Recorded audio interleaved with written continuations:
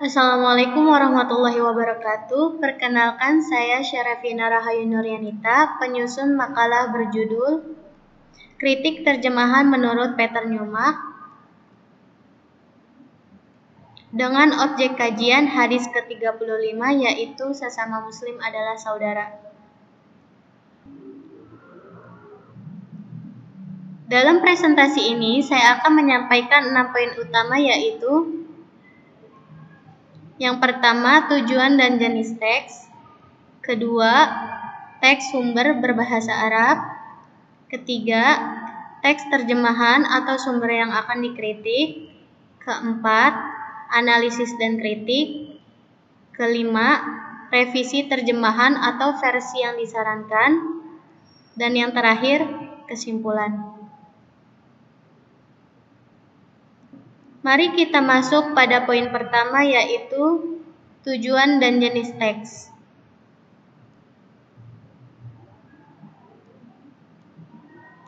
Jenis teks hadis ini yaitu religius, normatif,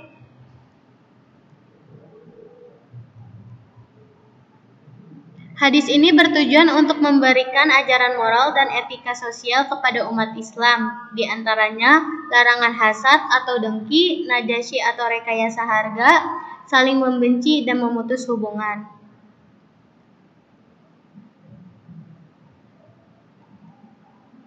Memiliki 3 fungsi utama. Yang pertama, fungsi informatif, yaitu memberi pesan ajaran. Yang kedua, fungsi imperatif, yaitu mengandung larangan dan perintah. Dan yang terakhir, fungsi ekspresif, yaitu menekankan nilai ukhuwah Islamiyah atau persaudaraan dalam Islam. Lanjut pada slide berikutnya, yaitu teks sumber berbahasa Arab.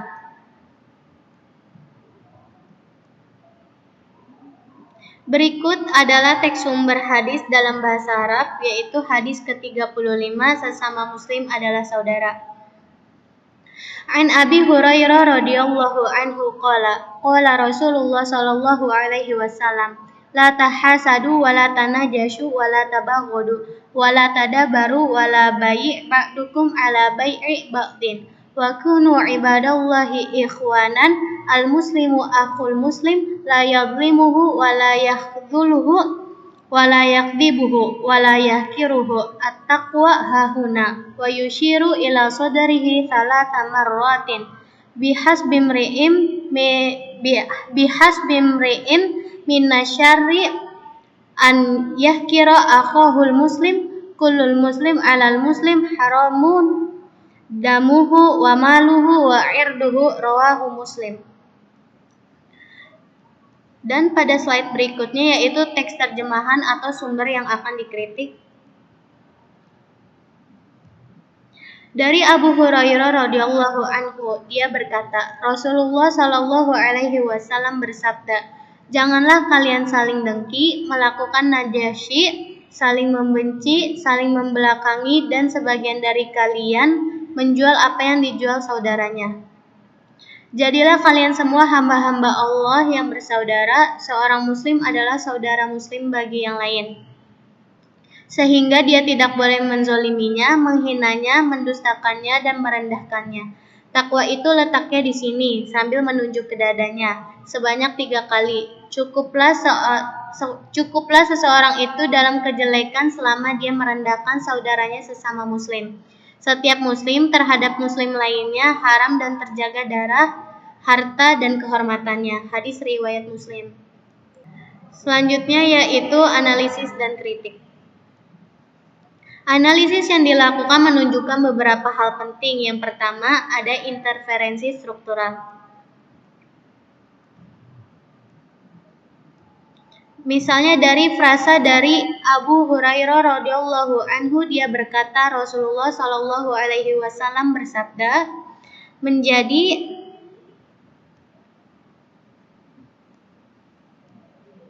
frasa Abu Hurairah radhiyallahu anhu meriwayatkan bahwa Rasulullah sallallahu alaihi wasallam bersabda, karena dalam teks sumber masih meniru gaya sanad Arab, padahal dalam bahasa Indonesia lebih alami bila ditulis Abu Hurairah meriwayatkan. Selanjutnya yaitu ejaan PUEBI atau Pedoman Umum Ejaan Bahasa Indonesia. Ada pada kata menzalimi seharusnya ditulis menzalimi tanpa huruf H. Begitupun radhiyallahu anhu dan sallallahu alaihi wasallam. Lanjut pada tanda baca, transliterasi, dan register. Tanda baca misalnya setelah kata bersabda seharusnya menggunakan koma bukan titik dua. Begitu pula transliterasi Najasyi ditulis menggunakan SH, huruf SH bukan SY. Takwa dengan Q bukan K, serta hadis tanpa huruf T. Begitu pula register bahasanya, hadis bersifat religius formal, maka ungkapan seperti saling membelakangi sebaiknya diperhalus menjadi memutus hubungan. Yang keempat, kesalahan makna. Kata yakduluhu diterjemahkan menghinanya, padahal artinya menelantarkannya atau tidak menolongnya. Sedangkan yakdibuhu diterjemahkan mendustakannya, padahal lebih tepat tidak berdusta kepadanya. Lanjut, slide berikutnya yaitu revisi terjemahan atau versi yang disarankan. Berdasarkan kritik tadi disusunlah revisi terjemahan, perhatikan perbedaannya. Pada bagian awal, frasa dari Abu Hurairah dia berkata direvisi menjadi Abu Hurairah radhiyallahu anhu meriwayatkan bahwa Rasulullah bersabda. Perubahan ini memperbaiki interferensi struktural. Kemudian istilah menzaliminya diperbaiki menjadi menzaliminya sesuai PUEBI tanpa huruf H. Dan makna yakduluhu yang sebelumnya diterjemahkan menghinanya diganti menjadi menelantarkannya agar lebih sesuai dengan makna aslinya. Dan frasa cukup bagi seorang dalam kejelekan diperbaiki menjadi cukuplah seseorang dianggap buruk apabila ia merendahkan saudaranya sesama muslim. Dengan revisi ini, terjemahan menjadi lebih tepat secara semantis, sesuai kaidah bahasa, dan tetap menjaga kesakralan teks hadis. Slide berikutnya yaitu kesimpulan.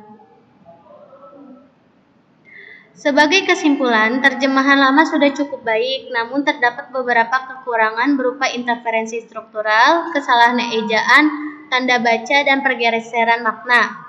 Versi revisi yang disarankan lebih akurat, lebih sesuai dengan PUEBI, dan tetap terjaga nuansa religius. Demikian presentasi saya, semoga bermanfaat. Wassalamualaikum warahmatullahi wabarakatuh.